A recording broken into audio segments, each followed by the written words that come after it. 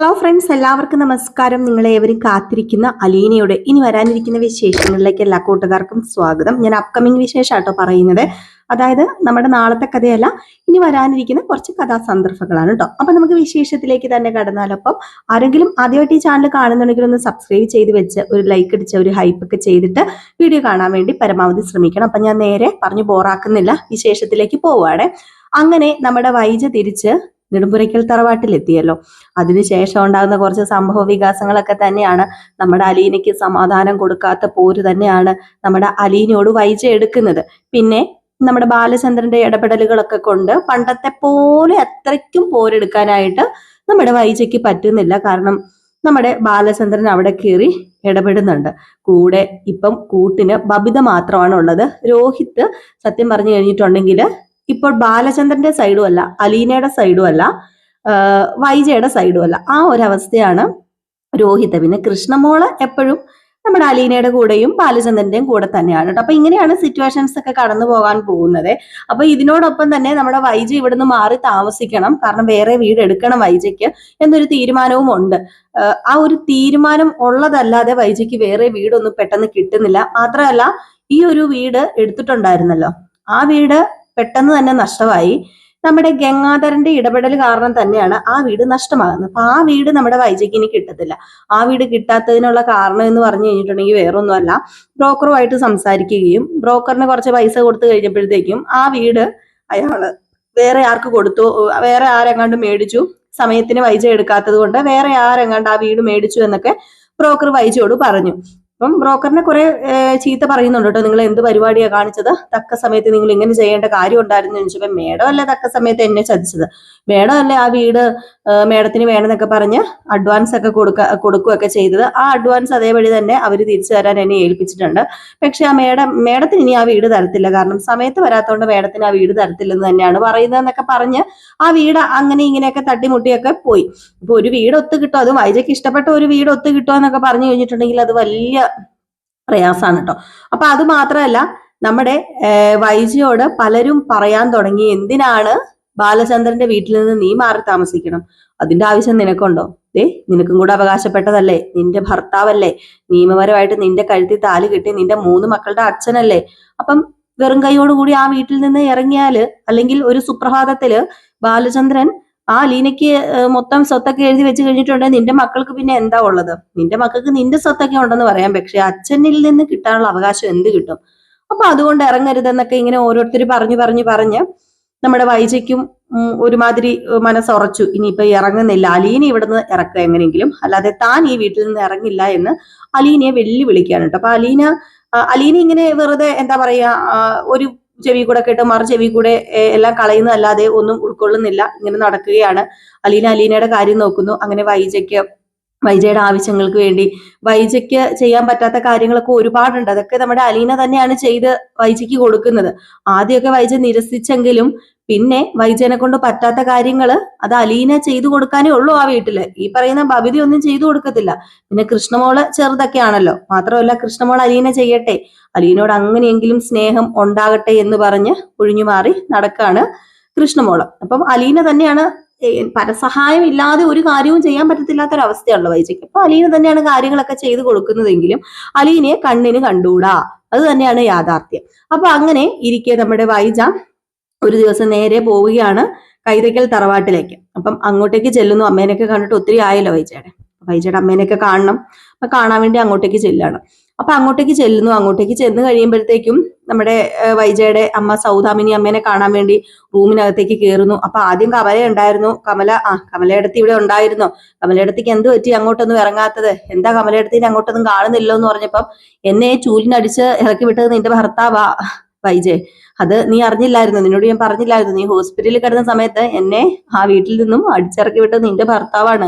ആ വീട്ടിലേക്ക് ഞാൻ കയറാനോ? ഞാനങ്ങനെ നിലയും വിലയും ഇല്ലാത്തവളൊന്നും അല്ല, എനിക്കൊരു അഭിമാനമുണ്ട്, അങ്ങനെ ഞാൻ ആ വീട്ടിലേക്ക് കയറത്തില്ല, അല്ലാതെ വേറെ ആരോടും ഉള്ള ഇഷ്ടക്കേട് കൊണ്ടൊന്നും അല്ല. പിന്നെ മാത്രമല്ല, ആ മൂദേവി ഉണ്ടല്ലോ അവിടെ, അലീന, അവളെ കാണുമ്പോ എനിക്ക് മൂദേവി ഇളകും. പിന്നെ എന്തിനാ ഞാൻ അങ്ങോട്ടേക്ക് വരുന്നത്? ഏതായാലും നീ ചെന്ന് നിന്റെ അമ്മേനെ കാണാൻ പറയാം. അപ്പൊ അങ്ങനെ അകത്ത് കയറി ചെല്ലുന്നു. സൗദാമിനി നമ്മുടെ വൈജയനെ കണ്ടത് ഭയങ്കര സന്തോഷത്തോടു കൂടി അങ്ങോട്ട് ചെല്ലുകയാണ് കേട്ടോ. ചെല്ലുകയല്ല, അവിടെ ഇരിക്കുകയാണ്.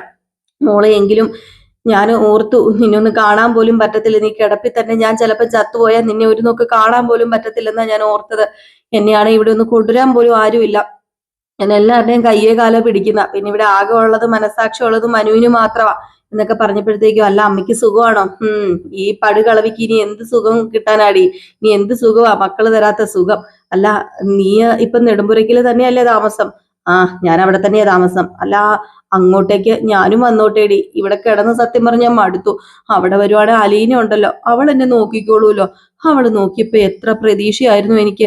ഞാൻ എണീറ്റ് നടന്നേനെ. പക്ഷെ ഇപ്പൊ എന്തു പറ്റി? ഇപ്പൊ എനിക്ക് എണീറ്റ് നടക്കാൻ പറ്റുമോ? ഒന്നും എനിക്ക് തോന്നുന്നില്ല. ഈ കിടന്ന കിടപ്പിന് കുഴിയിലേക്ക് പോകുന്നല്ലാതെ എണീറ്റ് നടക്കാൻ പറ്റുന്നൊന്നും എനിക്ക് തോന്നുന്നില്ല എന്ന് പറഞ്ഞപ്പോഴത്തേക്കും, ഏയ് അമ്മേനെ അപ്പുറത്തേക്ക് കൊണ്ടുപോകാന്നൊക്കെ പറഞ്ഞു കഴിഞ്ഞിട്ടുണ്ടെങ്കിൽ വലിയ റിസ്ക് ഉള്ള കേസാ. അവളെ അവിടെ ഇരുത്തി ഇനിയിപ്പം അവളെ കൊണ്ട് നിങ്ങളെ നോക്കിപ്പിക്കാന്ന് പറഞ്ഞാൽ അത് എനിക്ക് താല്പര്യമുള്ള കാര്യമല്ല അമ്മ എന്ന് പറഞ്ഞപ്പോഴത്തേക്കും, എടി നീ അങ്ങനെ പറയാതെടി, അതൊരു പാവം പെങ്കൊച്ച, അവൾ എന്നെ നോക്കുകയാണെങ്കിൽ നോക്കട്ടെ. അല്ല നിന്നെ അവള് നന്നായിട്ട് നോക്കുന്നില്ലേ? ഓ പിന്നെ അവൾ എന്നെ നോക്കുമൊന്നും വേണ്ട, എന്നെ ആരും നോക്കണ്ട. എനിക്കിപ്പോ തന്നെ ഇങ്ങോട്ടേക്ക് വരാൻ പറ്റുമെങ്കിലേ എന്റെ കാര്യങ്ങളൊക്കെ തന്നെ എനിക്കിപ്പോ ചെയ്യാൻ പറ്റും. പിന്നെ ചില കാര്യങ്ങളൊക്കെ അവള് ചെയ്തു തരും. അത് അവളുടെ ഔദാര്യമായിട്ടാ അവള് കാണുന്നത്. അത് അവളുടെ ഔദാര്യമൊന്നുമല്ല. ഞാനേ ശമ്പളം എണ്ണി എണ്ണി കൊടുത്തിട്ടാ അവൾ ഓരോ കാര്യങ്ങൾ ചെയ്യുന്നത്. ഇടി മോളെ നീ അങ്ങനെ പറയാതെടി. നീ എന്തിനാ തൊടുന്നതിനും പിടിക്കുന്നതിനും അലീനെ കുറ്റപ്പെടുത്തുന്നത്? ദേ അവളെ കുറ്റപ്പെടുത്തുന്ന കാര്യം അങ്ങ് നിർത്ത്. ഇപ്പൊ അറിയാലോ, രോഹിത് ജയിലിൽ നിന്ന് വന്നത് അവള് കാരണം. ആ മനസാക്ഷിയെങ്കിലും നീ ഒന്ന് കാണിക്ക്. പിന്നെ അവള് കാരണം എന്റെ മോൻ പുറത്തു വന്നെന്നോ? ആര് പറഞ്ഞു? അവള് കാരണമൊന്നുമല്ല എന്റെ മോൻ പുറത്തു വന്നത്. എന്റെ മോൻ തെറ്റ് ചെയ്തിട്ടില്ല, അതുകൊണ്ട് എന്റെ മോൻ പുറത്തു വന്നു. അതെങ്ങനെ അവള് കാരണമാകും? ദേ അമ്മയും കൂടെ അവളെ കയറ്റി തലയെ കയറ്റി വെക്കരുത്. ഓർത്തോ, സ്വന്തം മകളുടെ ജീവിതം തകർത്ത യക്ഷിയ, ചോര ഊട്ടി കുടിക്കുന്ന വടയക്ഷി. അവളെ എടുത്ത് തലയെ കയറ്റി വെച്ചാലുണ്ടല്ലോ എന്റെ വിധം മാറും എന്ന് പറഞ്ഞപ്പോഴത്തേക്കും, നീ ഒന്ന് അടങ്ങ് വൈജേ.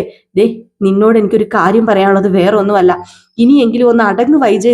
നിനക്ക് ഇത്ര പ്രായമായില്ലേ? നിന്റെ മക്കള് ഇതേ പോത്തുപോലെ വളർന്നു. ഇനിയെങ്കിലും നീ അടങ്ങിയില്ലെങ്കിലേ നീ ചെന്ന് വീഴാൻ പോകുന്ന വലിയ കുഴിയിലേക്കായിരിക്കും. നീ ഒന്ന് വിചാരിച്ചോ. ബാലചന്ദ്രൻ നീ വിചാരിക്കുന്ന ആളല്ല. ബാലചന്ദ്രന്റെ മകളല്ല ഒരിക്കലും അലീന. അതെനിക്ക് നന്നായിട്ട് അറിയാം. അവളിൽ എന്തൊക്കെയോ രഹസ്യങ്ങളും അറിഞ്ഞു കിടപ്പുണ്ട്. അവളിൽ കിടക്കുന്ന രഹസ്യം എന്താണെന്ന് അറിയാമോ? കള്ളക്കാമുകി. ആ ബാലചന്ദ്രന്റെ കള്ളക്കാമുകി അല്ലേ അവള്? അതെ. ഒരു കൊച്ചു പെണ്ണിനെ കിട്ടിയാ കഴിക്കുവോ? ഇല്ല, എനിക്കറിയാം. ഇപ്പൊ അവള് മോളാന്നും പറഞ്ഞിട്ട് കൂടെ കൊണ്ട് നടക്കണുണ്ടല്ലോ. അതെ, ഞാനൊരു കാര്യം പറഞ്ഞേക്കാം. അമ്മയും ഇനി അവളെ സപ്പോർട്ട് ചെയ്യാൻ വേണ്ടി നിൽക്കണ്ട. അവൾ ഇനി കൂടിപ്പോയ ഒരു മാസം, അതിൽ കൂടുതലൊന്നും ആ വീട്ടിൽ കാണില്ല. അവളെ ഞാൻ തുരത്തും. തോരപ്പനില്ലേ, തോരപ്പനെ നമ്മൾ വീട്ടിൽ നിന്ന് തുരത്തുവല്ലേ, അതുപോലെ ഞാൻ വിഷം വെച്ച് അവളെ തുരത്തും. ഇനിയിപ്പം ജയിലിൽ പോയി കിടന്നാലും കുഴപ്പമില്ല, സൈകെട്ട അവളെ ഞാൻ വിഷം വെച്ച് കൊല്ലും.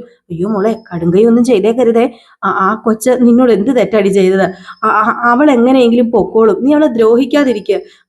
നീ ദ്രോഹിച്ച് എന്തിനാടി ഉള്ള മഹാഭാവം ഒക്കെ കൊണ്ടുപോയി കയറ്റി വെക്കുന്നത്? നിനക്ക് അതിന്റെ വല്ല ആവശ്യമുണ്ടോ? ഇപ്പൊ തന്നെ നീ മരണത്തിൽ നിന്ന് രക്ഷപ്പെട്ടത് തലതാരിരയ്ക്ക. അത് നിനക്കറിയാലോ. ഞാൻ മരണത്തിൽ നിന്ന് രക്ഷപ്പെട്ടിട്ടുണ്ടെങ്കിൽ അത് എന്റെ ചങ്കൂറ്റം. എന്നിട്ടും നിന്റെ ചങ്കൂറ്റത്തെ മാത്രമേ കാണുന്നുള്ളല്ലേ? എടി, ദൈവം ഒരു ആയുസും കൂടെ കൂട്ടി തന്നിട്ടുണ്ടെങ്കിൽ നീ എന്താ ചെയ്യേണ്ടതെന്ന് അറിയാമോ? നീ നല്ല രീതിയിൽ ജീവിച്ച് കാണിക്കുക ചെയ്യേണ്ടത്. നീ ഉണ്ടെങ്കിൽ ചിലപ്പം ആ വീട് സ്വർഗം ആവൂടി. നിന്നെ കൊണ്ട് ആക്കാൻ പറ്റൂടി. ബാലചന്ദ്രന്റെ മനസ്സ് മാറ്റാൻ പറ്റും, മക്കളുടെ മനസ്സ് മാറ്റാൻ പറ്റും. നീ നല്ല രീതിയിൽ നിന്നിട്ടുണ്ടെങ്കിൽ ആ കുടുംബം നല്ല രീതിയിൽ മുന്നോട്ടേക്ക് കൊണ്ടുപോകാൻ നിനക്ക് പറ്റും. നീ അങ്ങനെ ഒന്ന് ശ്രമിച്ചു നോക്ക് മകളെ. നീ സത്യം പറഞ്ഞാൽ ഒരു ഭാര്യയാക്, ഒരു അമ്മയാക്. നീ ഒന്ന് ശ്രമിച്ചു നോക്ക് എന്ന് പറഞ്ഞപ്പം, ഭാര്യ? എന്ത് ഭാര്യ? ഭാര്യയോട് ബഹുമാനം കാണിക്കാത്തവരുടെ മുമ്പിലേ എനിക്ക് ഭാര്യയാകേണ്ട കാര്യമില്ല. പിന്നെ അമ്മ, ഞാനേ 3 മക്കളുടെ അമ്മയാ. ഒരെണ്ണത്തെങ്കിലും കൂടെ എക്സ്ട്രാ എനിക്ക് ചുമക്കാനേ പറ്റത്തില്ല.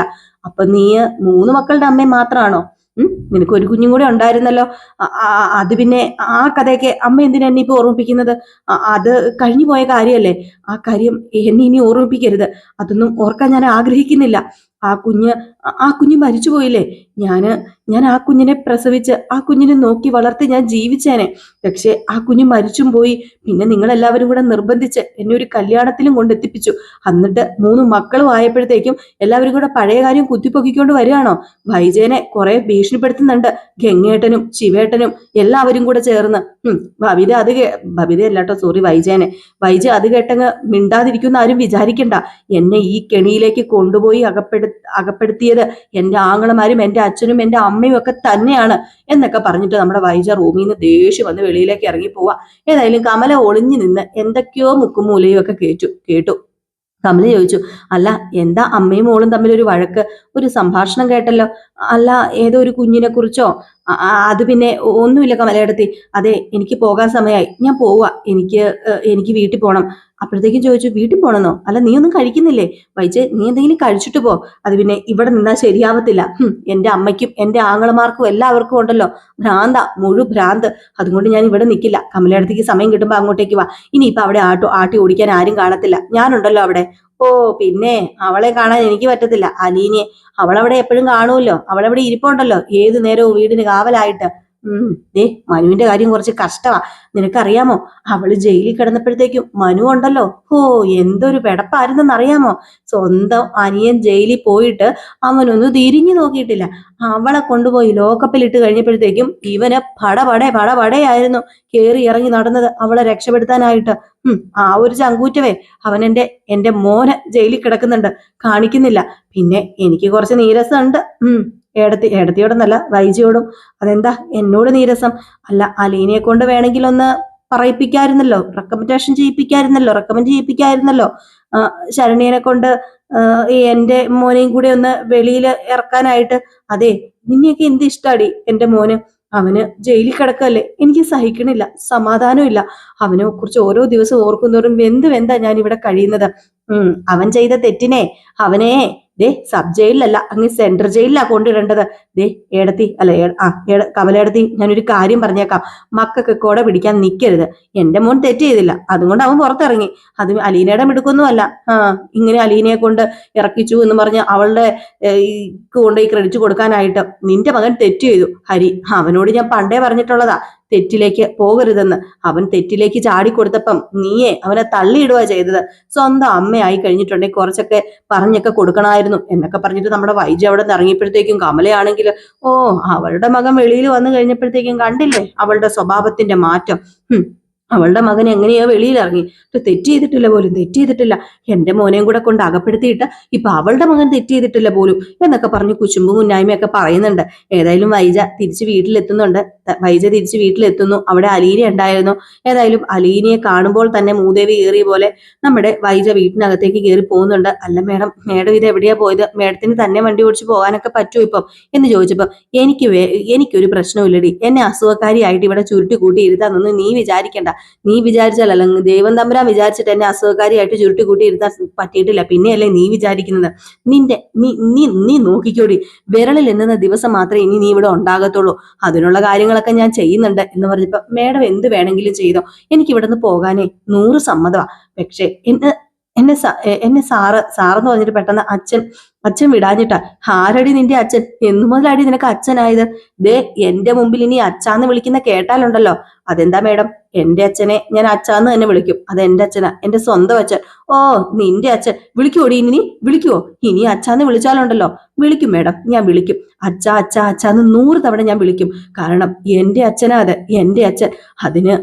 അതിന്റെ ഒരു വിലയൊന്നും നിങ്ങൾക്ക് പറഞ്ഞാൽ മനസ്സിലാവത്തില്ല. അച്ഛൻ, അമ്മ, മക്കൾ, അതിന്റെയൊക്കെ വില അറിയണമെങ്കിലേ അതൊക്കെ ഇല്ലാതെ കുറെ നാൾ വളരണം. അപ്പം മനസ്സിലാകും അച്ഛന്റെയും അമ്മയുടെയും മക്കളുടെയും ഒക്കെ വില. അതൊന്നും അറിയാത്തത് കൊണ്ടാണല്ലോ മേഡത്തിന്റെ കുടുംബം തകർക്കാൻ നോക്കുന്നത് എന്ന് പറഞ്ഞിട്ട് അലീന അകത്ത് കയറി പോകുന്നുണ്ട്. വൈജാണെങ്കിൽ രൂക്ഷമായിട്ട് അലീനനെ നോക്കി ഇങ്ങനെ ദഹിപ്പിച്ചുകൊണ്ടിരിക്കുന്നു കേട്ടോ. അപ്പൊ ഇതിന്റെ ബാലൻസ് കഥയായിട്ട് ഞാൻ നാളെ ഇതേ സമയത്ത് നിങ്ങളുടെ മുമ്പിൽ എത്തുന്നതായിരിക്കും കേട്ടോ.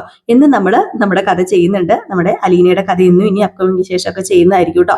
അപ്പൊ സ്ഥിരം വീഡിയോ കാണുന്നവർക്കും അതുപോലെ കമന്റ് ചെയ്യുന്നവർക്കും ഹൈപ്പ് ചെയ്യുന്നവർക്കും ലൈക്ക് ചെയ്യുന്നവർക്കും ആയിട്ട് ഒരു ചെറിയ സമ്മാനം കാത്തിരിപ്പുണ്ട് കേട്ടോ. അപ്പം എല്ലാ ആഴ്ചയിലും ലാസ്റ്റ് നമ്മൾ ഒരു സമ്മാനം കൊടുക്കുന്നുണ്ട്. കമന്റ് ബോക്സിൽ കമന്റ് തീർച്ചയായിട്ടും ഇടും. നെഗറ്റീവ് ആണെങ്കിലും പോസിറ്റീവ് ആണെങ്കിലും കമന്റ്സ് ഇടുന്നവരിൽ നിന്ന് ഒരാളെ നമ്മൾ തിരഞ്ഞെടുത്തിട്ട് അവർക്ക് ഗിഫ്റ്റ് കൊടുക്കുന്നതായിരിക്കും. അത് ടോട്ടൽ കമന്റ് ആയിരിക്കും കേട്ടോ. ഒരാഴ്ചയിലെ ടോട്ടൽ കമന്റ് മാത്രം പോരാ, നമ്മുടെ വീഡിയോ ഫുള്ള് വാച്ച് ചെയ്തിരിക്കണം. അതുപോലെ തന്നെ ലൈക്ക് ചെയ്യണം, അതുപോലെ തന്നെ ഹൈപ്പും ചെയ്യണം കേട്ടോ. പിന്നെ സബ്സ്ക്രൈബേഴ്സും ആയിരിക്കണം. Tata bye bye, next video ആയിട്ട് കാണാമേ. ലൈക്കും ഹൈപ്പും അടിക്കാൻ മറക്കരുത്, കമന്റും ചെയ്യണേ.